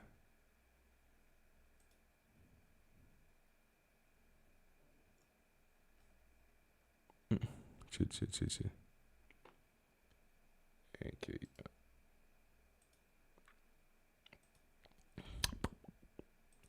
Hiyo ndo kunaenda sasa. Kuna ujinga mzee, hizo ni mawoto na se.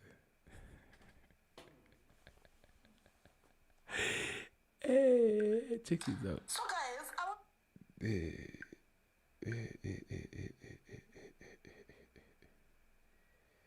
Inakuanga bad, ndugu zangu. Inakuanga bad. Bad sana.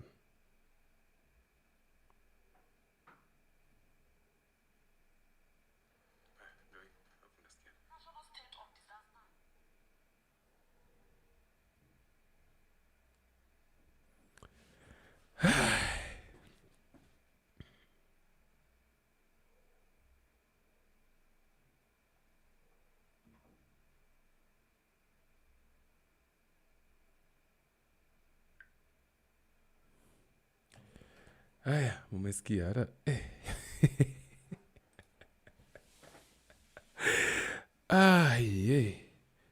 kuna wametoa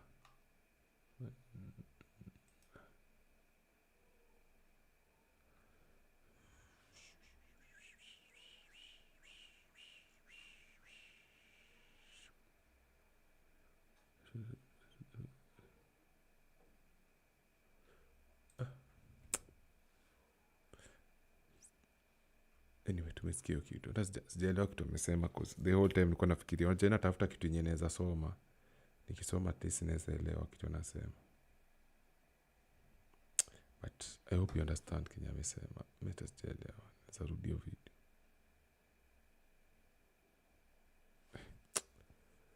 Basically akona power sasa. I make sure the same way US the same way US iliondoa the middle person when it comes to giving funds, pia ameondoa the middle person when it comes to asserting his power. So now the national disaster itaenda through nini hizo parliament iongelewe ndo wapitishwe waseme national disaster imeisha. Ni yako niyo power kusema imeanza, na yako niyo power kusema imefanya nini imeisha.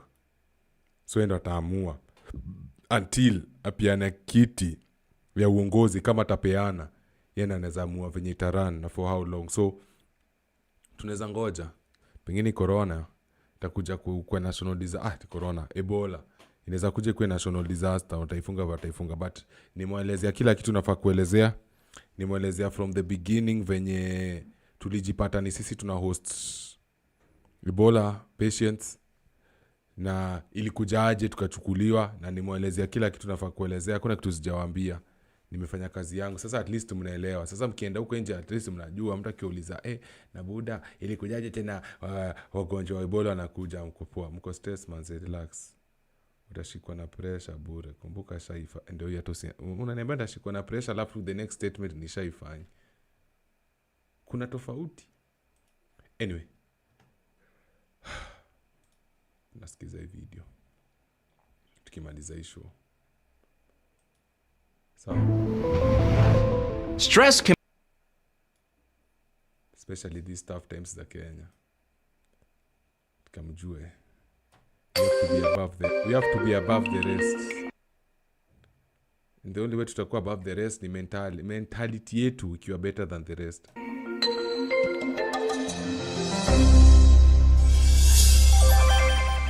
We've all heard about the placebo effect. The instance when you take a medication because you're sick, and later when you're all better, you discovered that the medication was just a sugar pill. The pill did nothing. The healing was done by your mind.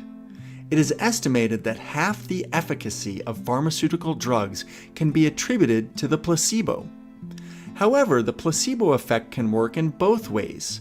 Our mind can actually induce illness, and this is known as the nocebo effect. Every stressful thought is like a dose of a nocebo pill, and this stress literally shuts down the immune system. This is why doctors give stress hormones to a patient who is receiving an organ transplant. The immune system needs to be turned off so that the body won't reject the foreign organ. Yeah. In modern society, many people are trapped in a cycle of financial debt, fear-mongering on the news, instability in the home, soul-crushing jobs, and toxic social media. And so they are living in a never-ending state of stress, which results in the nocebo effect. Our well-being is a reflection of how we perceive the world. If we gain an understanding over how our emotions affect our biology, then we gain the ability to take back control over our health and come into alignment with our mind, body, soul, genetics, and environment. Yeah, very nice. Today's episode is from the original Gaia series, Rewired, by the wise and powerful Dr. Joe Dispenza. Yes. This episode will break down the difference between living in survival and living in creation. Yeah. You are not a victim of your genetics or environment. You have the capacity to experience reality and transform it. It's time to take our power back. Sit back and enjoy this insightful presentation with Dr. Joe Dispenza. Mambo nyinyi. Fala wajaribu kufanya nini? Yeah.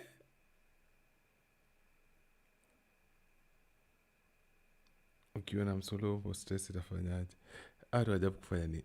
Ngoja. Nikisimamisha kitu sitaisha. Copyright of course.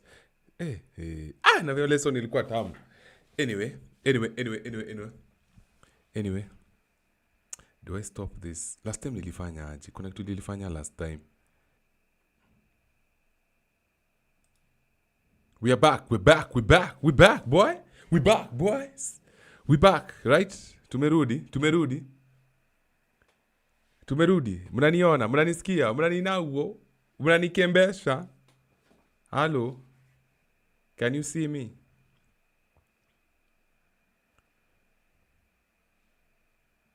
Tumerudi ama imekatika?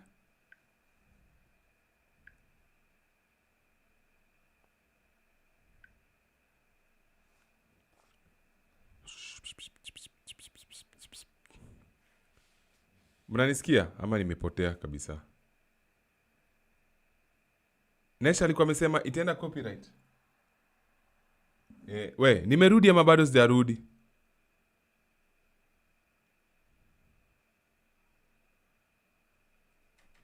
Can you see me? Can you see me? Am I back?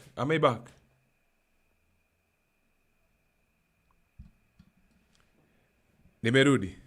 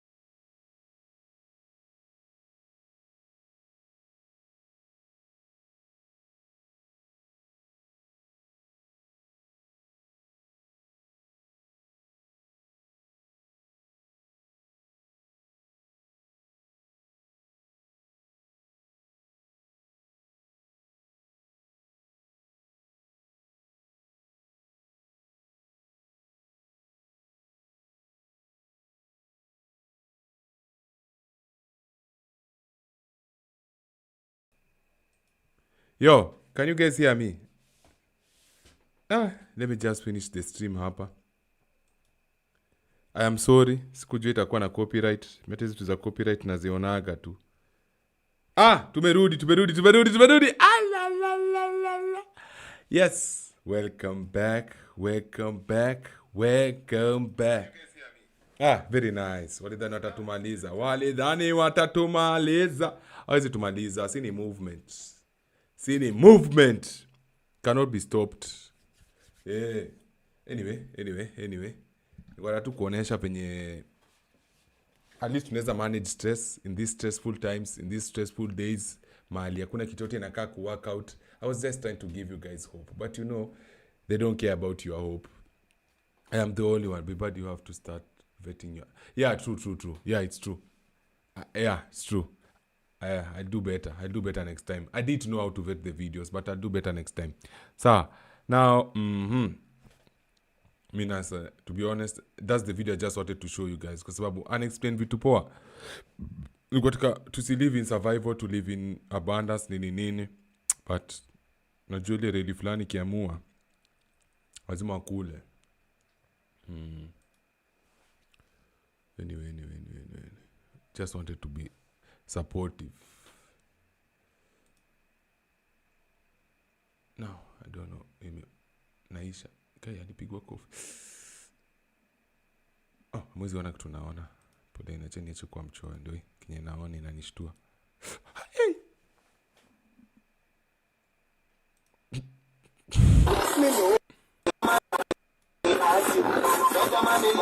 Kata. Maybe ndo wajinga ukufa. Guy! Maybe ndo wajinga mbili. Unajua saa zingine unakufa na ufala. Watu wanavaa t-shirt na sura yako. Ushago watu wanasema alikuwa kijana mzuri. Kumbe wajua alikuwa kijana mpumbavu. Wana ujinga nimemuua. Ujinga ni bibia wenyewe za no goes on. Huyu alikapitia. But I don't understand. Umbwa. Bro, wacha kumpiga bro. Amemuuma mgongo.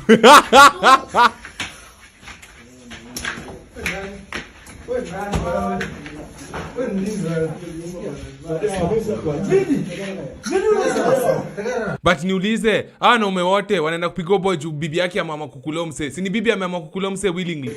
Umeenda kumpigia nini? Yeah.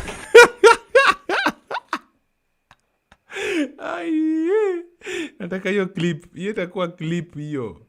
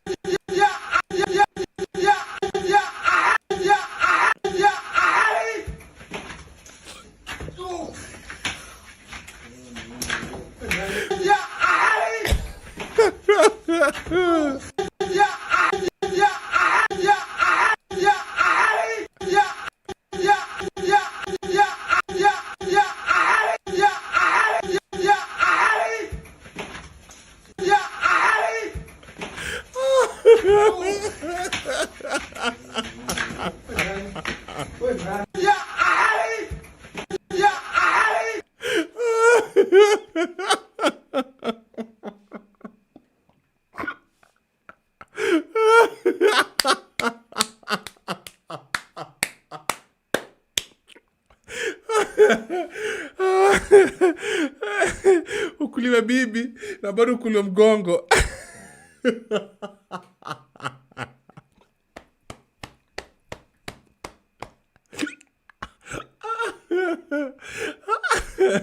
Haya, wait, kweli serious. Mtu ameumizwa. Haya, hii ni crime scene inaendelea, si tuacheka. Wakaenda hapa. Wacha kumpiga bro.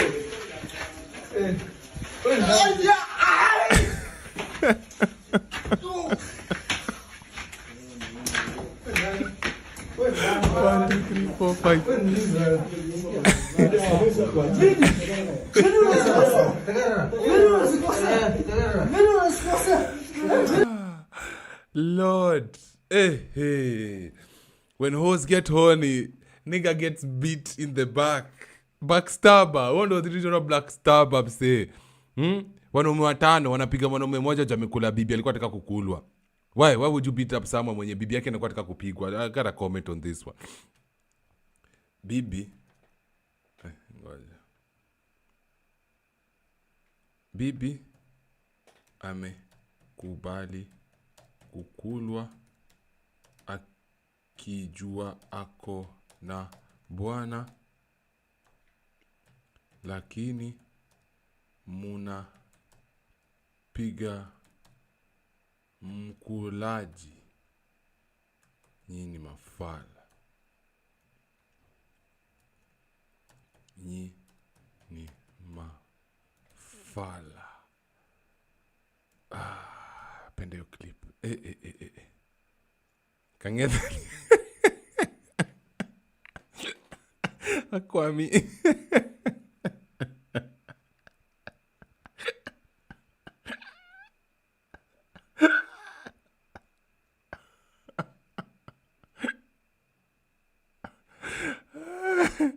Ay. Oh Lord. Hey. One more time for the culture. After pass check it tena. Hata sasa check. Bro, why you kumpiga this? Bro.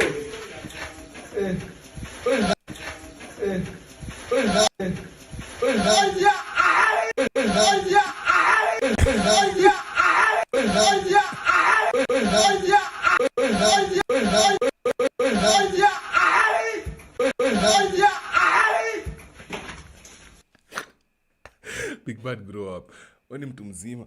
Oh shit. Anyway, bibi ndo benye makosa. Sawa.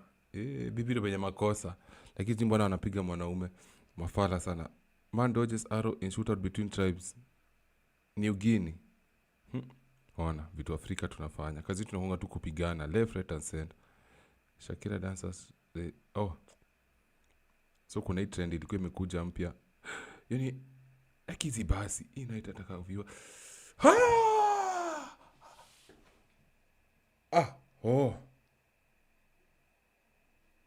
Watched it then. That's not the end. No. Yeah.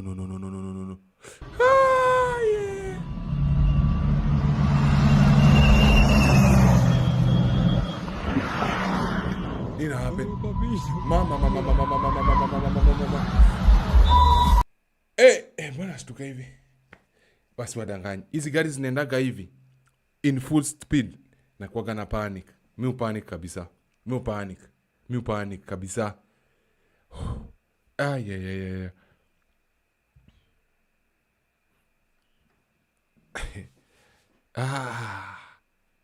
Mbona imehang? Ni repost nitakuja nione baadaye. Unajua sasa nikitoka hapa ni hivyo.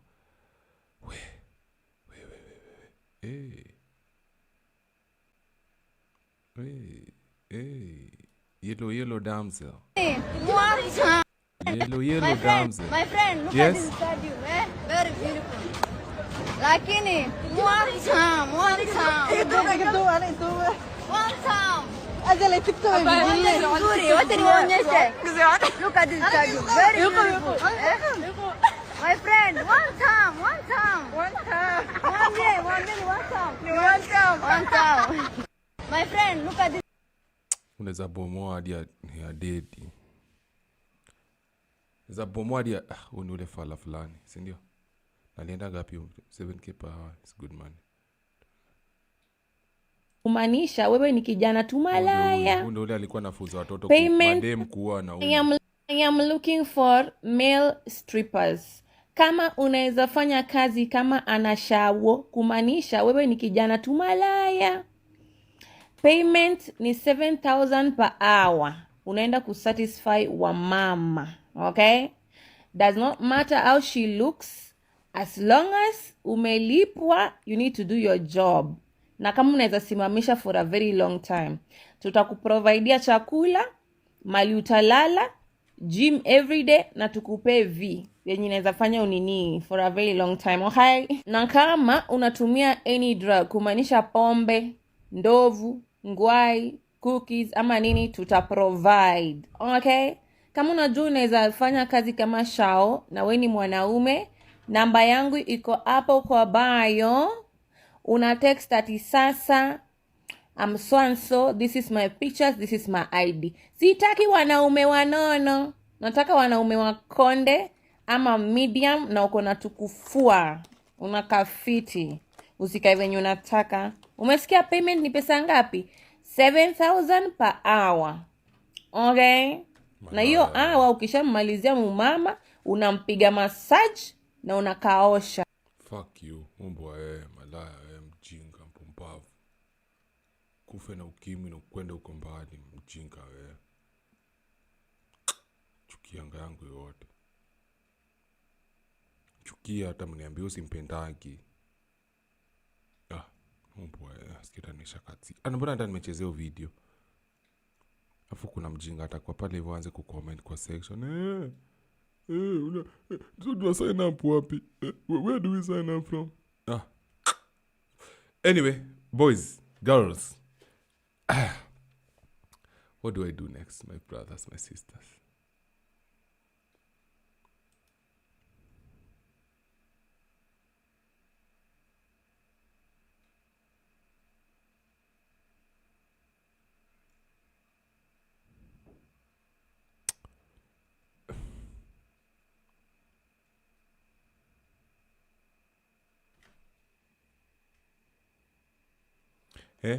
Kalida anasema tamani sikudanganya ama demo anaweza fanya udabadilishe dini but wanakuanga expensive. Simu ni zima. Somali ladies are very very very very very very expensive. Kitu siwe kudanganya tu nataka kama dem. They are not cheap. They are not cheap hata kidogo. Too expensive. Because most of them don't want to work. Lazy, ka kitu ingine. Very lazy. But mali safi for sure. Mali clean. End after 1 hour, bra. Okay. You want me to end after 1 hour? Itakuwa 11. Easy. Now, let me do this. Because mimi nimeishiwa na vitu za kuona. In case wewe kuna kitu unataka kuona yenye uko sure ina copyright. I am your G. I am your guy. Talk to me. Holla at your boy. What would you like to see? And I will make sure I play it for you guys. I want after zile za kudate. But nafini kama zile za kudate zitaharibu. Because hii nini ya leo ilikuwa tu ya kuongelea finance bill.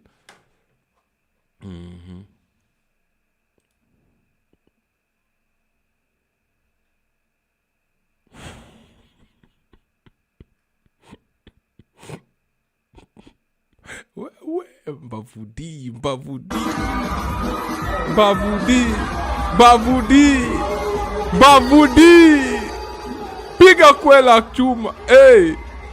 Bad man. Potato daddy.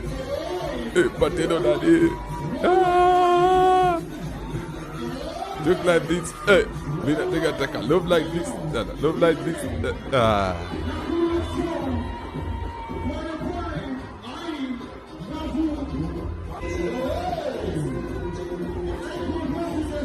Hey, ameshika kwela. Hey, NYS ginger. Fine. Shake that thing. Bavu, that thing. Wewe unapunja njuanga na ijapona. Ai, alo. Poleni. Anyway, sasa kulikuwa na story ya what if Kenya hosts a World Cup.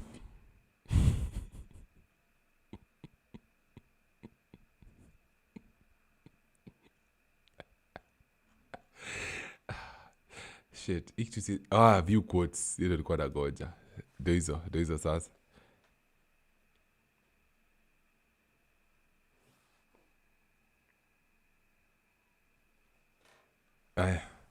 Local chef after winning the tender for hosting Messi at his balcony.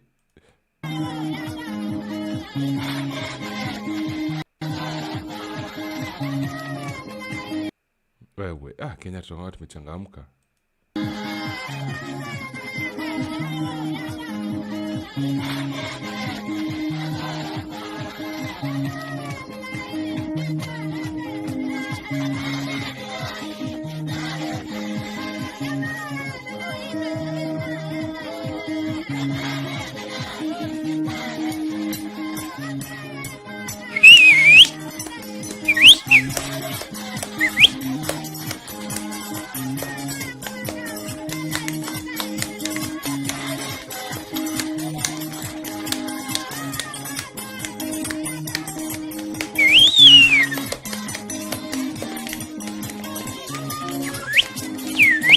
Hey, okay.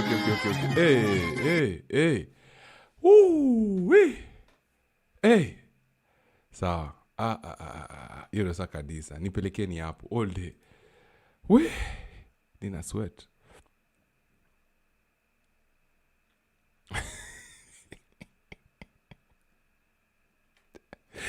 I feel like you guys are missing the joke, man. Shit.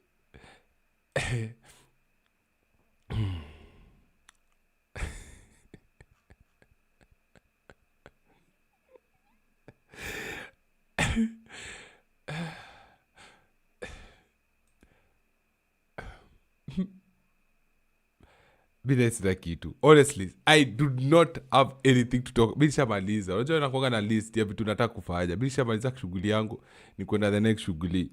So kama una kitu ungesuggest, tuache tu nimalize kitu hapa. Roho safi. Ama tuingie website fulani by the way. Acha tuingie website fulani ajengiaga hapa. Chalo tu test. Inaitwanga nini? Inaitwaje? Si inaitwa hiyo. Chacha njifiche niingize na hizo nini alafu nirudi sai. Lakini mimi ni mtu mzima, mbona niingie website ya kitu hivi? Mimi na vitu za kufanya. Yo. I love you niggas but let msanii tafadhali please in Jesus name. Acheni dilete msanii. And as I finish, I just want to let you know, I know everything inakaa iko tough sai. Kenya iko messed up, kila kitu inakaa iko messed up, but I'm telling you better days are here for some people. The same way sai kuna to simu imehang.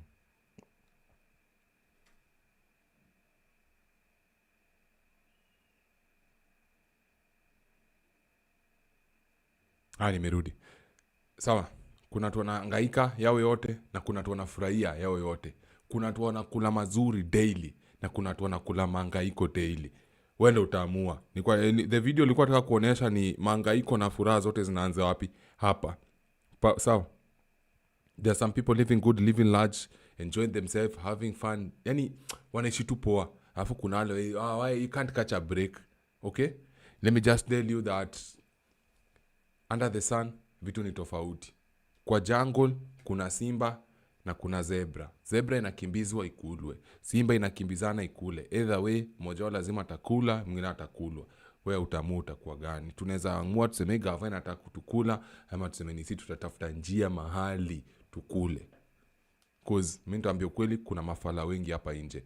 Why don't we try and position ourselves mali tunaweza kula tu. Kwa hiyo fala yao ikue furaha kwetu, ikue beneficial kwetu, faida kwetu. Sawa.